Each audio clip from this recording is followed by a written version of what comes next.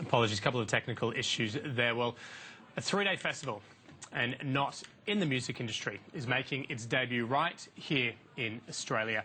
Myriad will take place at the end of March in Brisbane, and it's all things tech and innovation. And we're going to be speaking to one of the guys behind Myriad very shortly. Indeed, I believe we can do it now. Co-founder Martin Talvari joins us now from our Sydney CBD studio. Martin, thanks very much for your time today. Look, just to start with, tell us about Myriad. Myriad is a cultural and technology event in Australia happening in March, which is set out to do the same thing what Slush has been doing for Finland and South by has been doing for Austin. So we're expecting a few thousand people in 4 weeks. And who's behind it? What's driven it to this point? What's driven to this point? I was traveling for a couple of years and I found Australia to be the biggest opportunity happening now. So I thought that Australia needs a massive event at the global scale. So that's what we're doing. And what I suppose is the aim? What are you hoping to achieve by hosting Myriad? Well, the long-term aim is to make this the go-to place for anybody from the outside to wanting to do business in Australia. The short-term goal is something we want to help the local businesses get funded. So ultimately, we just bring people together. And it's happening in Brisbane, in Queensland. We're seeing a lot of this sort of innovative startup sector really coming out of Queensland. Is there a particular reason why you chose it over any of the other cities or states? Right.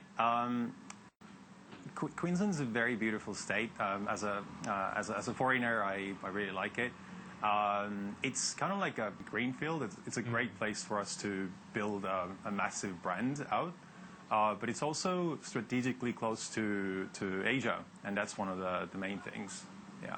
And who are some of the people that are speaking, that are going to be presenting, that you're sort of headlining at the event? Well, we got interesting people from the investor circles. We got some of the people from funds like DFJ, Anderson Horowitz. We also have the former CIO of Estonia. He used to create this e-residency program. We have Prince of Saudi Arabia. He started doing tech startups recently. Yeah, and we got local speakers as well. And in terms of, I suppose, the people that are going to come along, what is it for them, I suppose? What is the hook to get some of the local talent, local people to come along? Well, for anyone, it could be something as just enjoying getting inspired, seeing what's happening. If you are running your own business, then you want to possibly meet investors, clients, partners. Or if you don't run your business, then you maybe want to meet someone to start a business with.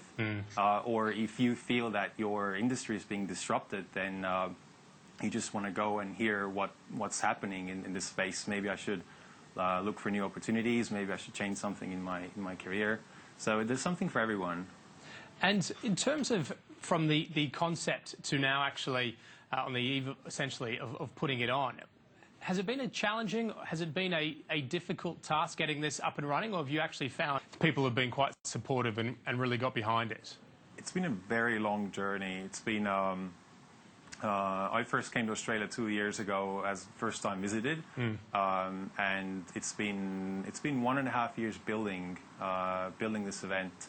So it's not easy, but we're here for long term. So we have a 3+7 year plan. So it's going to take a while. Just getting started.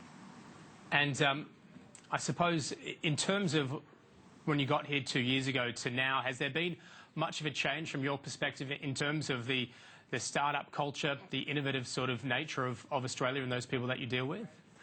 I think it's the best time for Australia now, and even if we look at the larger regions, Australia and New Zealand.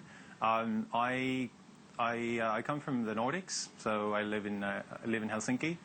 So I recognize Australia is kind of like Finland some years ago when Slush was happening. So it's the perfect timing now in Australia. All right, Martin, appreciate your time. Good luck with Myriad. Look forward to talking to you again. Thank you. Well, we touched on it, started off with it. There's a lot going on at this year's Mobile World Congress over in Barcelona, including Nokia, as mentioned, bringing back the 3310. Here are some of the details. Simple is the new smart at this year's Mobile World Congress. Nokia reintroducing its iconic 3310, the world's most popular phone in the year 2000. It doesn't do much more than it did back then, but the 22 hours of talk time was still enough to steal the show. I think it's a very, very